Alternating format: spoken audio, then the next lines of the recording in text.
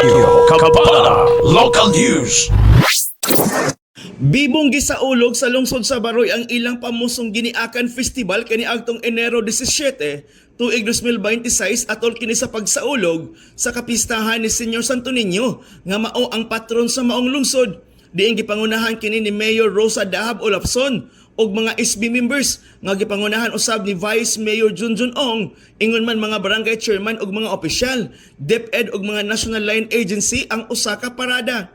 Gidagsa sa daghang katawhan ang maong selebrasyon, ilabi na ang ilang isa sa pinakabibong giniakan street dancing nga gisalmutan sa tulo ka mga cluster contingent nga nagikan sa tanang barangay sa maong lungsod.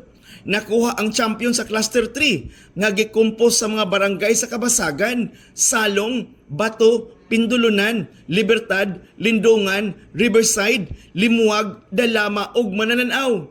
Samtang first runner-up ang cluster 2 nga gikompos usab sa barangay Poblasyon, Maliwanag, Prinsesa, Andil, Pangi, Upper Sagadan ug barangay Tinubdan. Og landing sa second runner-up ang cluster 1 nga gikompos gikan sa mga barangay sa Bagong Dawis, Rawan Point, Lower Sagadan, San Juan, Baroy Dako ug barangay Santo Niño Village. Nahimong bibo ug makahulugan sa mga taga-Baroy ang maong selebrasyon. Gumikan kay dinhi na ilang lungsod, isip Clee Town Capital sa lalawigan sa Lanao del Norte. Pasalamat usab nila kini kay Senyor Santo Niño nga ilang gisaulog ang iyang kapistahan, isip pagpasalamat sa ilang mga nadawat nga mga grasya gikan sa Ginoo karong tuiga ug sa umaabot pang mga tuig. Mga impormasyon gikan sa Lanao del Norte alang sa DXDD Radio Campana 58, Mike Navarro reporting. Radyo Kapala Local News.